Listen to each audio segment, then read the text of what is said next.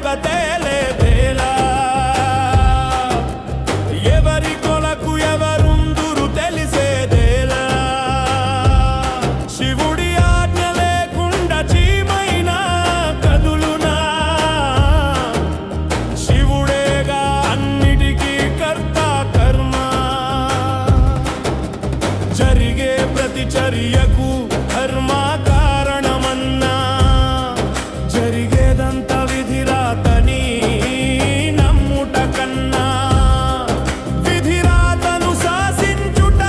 ఎవరికైనా సాధ్యమా ఇంతేలే ఈ బ్రతుకని నమ్ముటయే కర్మ శివోహం శివోహం శివోహం శివోహం శివోహం శివోహం శివోహం శివోహం